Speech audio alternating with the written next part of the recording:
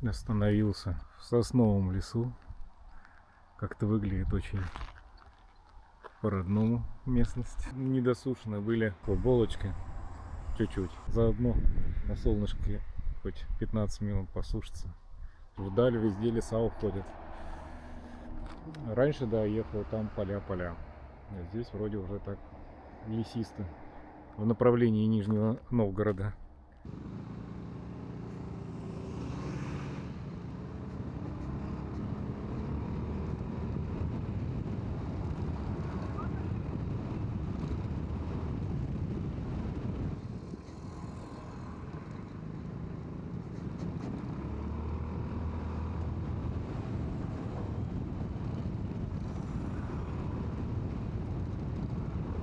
Тут прям за дорогой следить надо, чтоб в яме не оказаться. Чудесная дорога. Просто супер. Какие дороги и еще. Иногда едешь прекрасные дороги. Но оказывается еще хватает вот таких вот дорог. Большинство дорог действительно хорошие. Но, увы, не все. Ну и... Ой, ну, увы, не все. О, кажется, началась дорожка. Ура! Сделанная дорога началась. Интересно, дорога сделана, кусочек сделан, кусочек не сделан. Вот так, как это такой способ странный делать дороги? Я что-то не понимаю, если честно, такого подхода. Кто-нибудь ответьте мне в комментариях. Зачем делать так странно дорогу? Кусочек сделан, кусочек не сделан. Или там просто кусок еще хуже. Начали совсем разбито, где просто не проехать или что. А здесь типа проехать можно. У меня сейчас вывалятся из меня кишки и из мотороллера кишки. Так вот почему он пишет такие вроде небольшие расстояния, понимаешь, а так долго ведет. Я думал, что такая длинная дорога по километражу, по времени, я имею в виду, такая длинная, по километражу-то вроде должно быть часа на полтора меньше.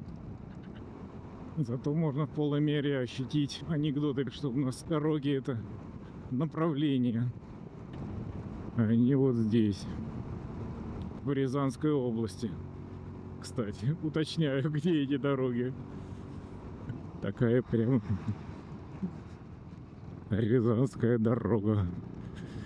Чтобы враг не прошел. Вероятно. Не посмотришь по сторонам, потому что только на дорогу надо смотреть. А мне нравится, когда вот так вот машин нету, по сторонам вот так глазеть. Дорожка хоть получше позволит увидеть эту перспективу немножко. Спасибо дорожке, что чуть-чуть хоть улучшилось. По бензину хотел сказать. Ну, 400 километров проезжает на скорости, как я езжу. То есть в среднем держу по GPS 110. Иногда чуть быстрее, иногда чуть медленней. Понятно, там по поселкам проезжаешь с положенными скоростями поселков. На равнине до 500 километров проезжать. Вот. Но вот на холмистой местности он проезжает 400, может быть даже 350. Какая-то деревенка.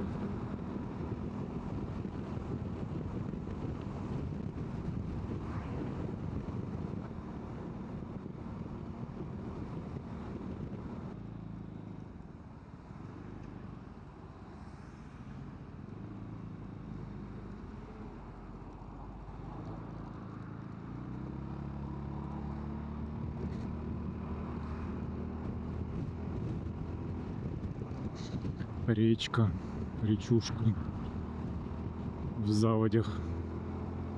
Все едут не спеша. О, смотрите-ка, самолет.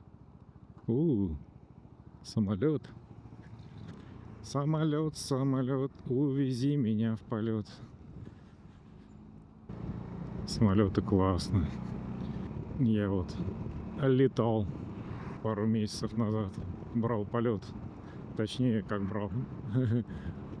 Жена по наводке купила на день рождения подарок. Полет на самолете. Ну там двухместный, то есть я и пилот. И он специальный такой для учебных целей. Вот. У него есть штурвал справа и слева. И мне дали порулить. Да. Интересно в этой ситуации. Его нельзя завалить, или он так внимательно смотрит, что если бы я хоть чуть-чуть начал заваливать, он бы сразу схватился бы за штурвал и выправил все это дело. Не знаю. Не в курсе. Самолеты рассказывал, что они какого-то учебного центра, этот учебный центр закрылся. То есть как бы это не в его личной собственности, пилот рассказывал, но он его эксплуатирует.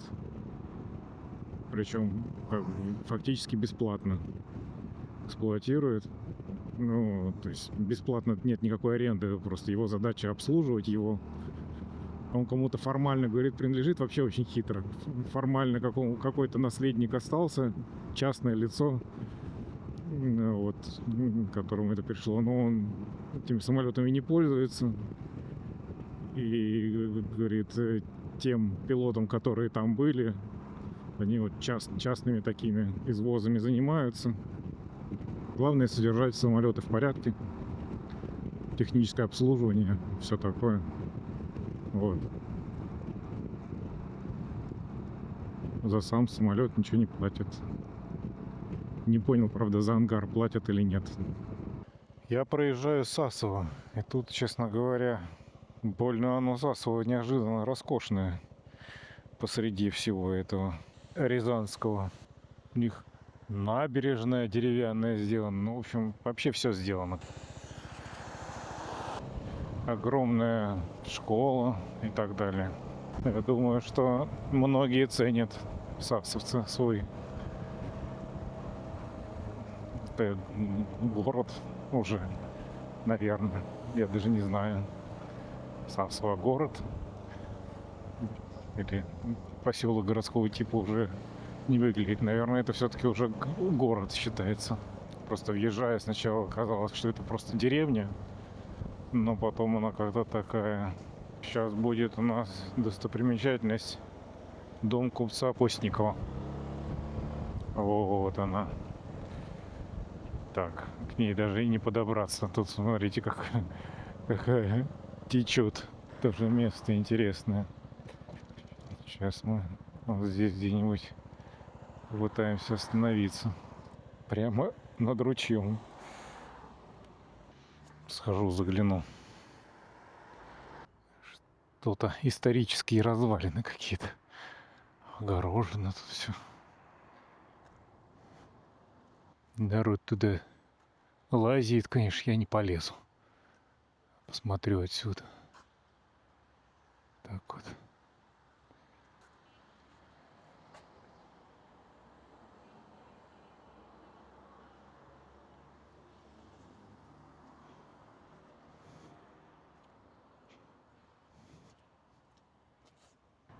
Посмотрю-ка еще здесь. Коники. Что-то у них популярно. Я даже не трогал. Довольно мягкая. Ну, люди туда залезают. Понятно. Можно залезть, покататься на лошадках. Этих мы уже видели. Так вы бегаете за мной, что ли? Паровоз, паровоз. Увези меня скорей. У них популярны какие-то сюжеты. Нет, все, конечно, здорово. Монумент. Но как-то очень типизировано уже становится. Первый раз было класс. А уже видел не первый и не второй. Красиво. У нас в Петербурге паровозный музей открыт, очень интересный. Так что теперь меня этим всем не впечатлишь, уж простите. Вот там действительно впечатляюще. Какая-то культурная площадка.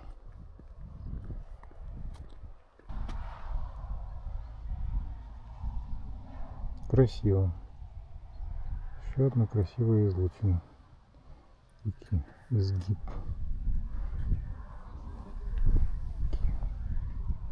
С разливами.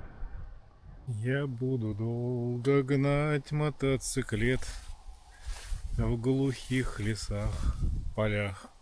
Его остановлю и пообедаю консервой я с хлебушком и, конечно же, с очком.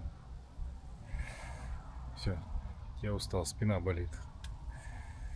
Сделаю передых и еще потом один рывок до Арзамаса. Какие же тут все-таки красивые облака. И это вот везде и постоянно. Вот этого точно не отнять. В Питере такие облака прям вот редкость. А здесь вот сколько еду, столько вижу таких. Это выездное. Через речку будет Арзамас.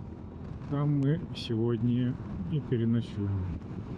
Строимся и пойдем погуляем. Проехали рязанские дороги. Это какой-то кошмар. Вообще там все в рытвинах, все в выбоинах.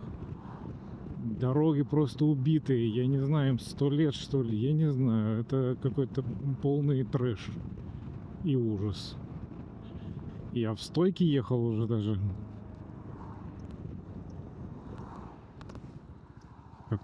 Но мне как-то странно показывает. Вы уверены, что мне так? Ну, хорошо, давайте проедем так. Довольно странно, конечно.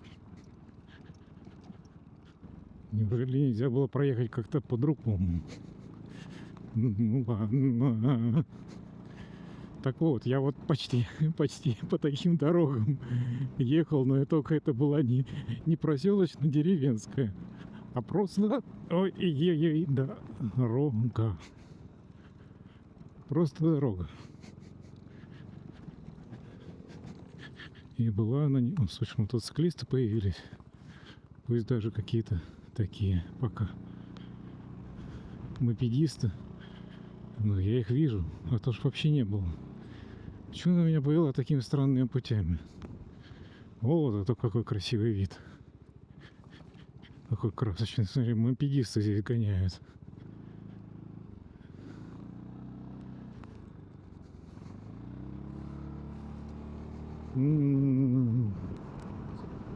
Как неожиданно красиво.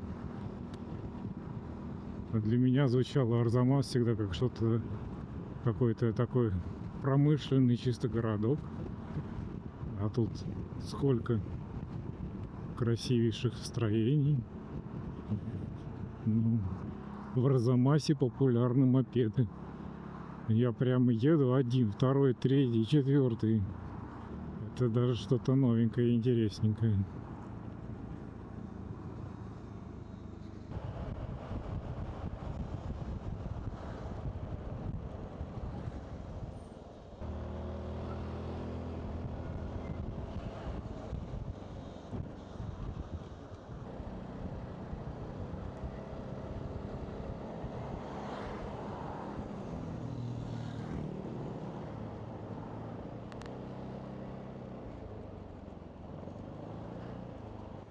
Справа усадьба Попова-Ямщикова. Тут, думаю, другие дома многие имеют довольно старые. Вот этот, например, явно тоже не похож на новодел. Мопедисты не здороваются, понятно. Хорошо, будем знать, что здесь не здороваются.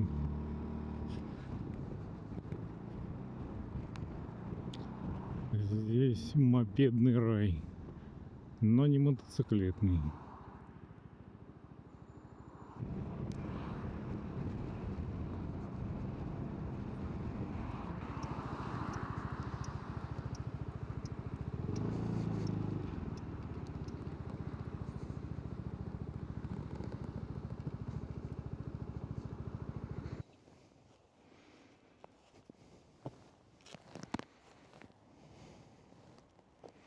Смотрите, что я нашел в Арзамасе. Никогда не поверите. Немножечко кусочек Лондона. Будка телефонная. Можно позвонить. Гарри Поттер упоминается. Сейчас позвоним. Дзынь-дзынь-дзынь. Закрыто. Ну ладно. Телефон. А еще у нас тут Тауэрский мост. Кто-то очень любит Англию. И все это в коммерческом, техническом, техникуме. Такие дела.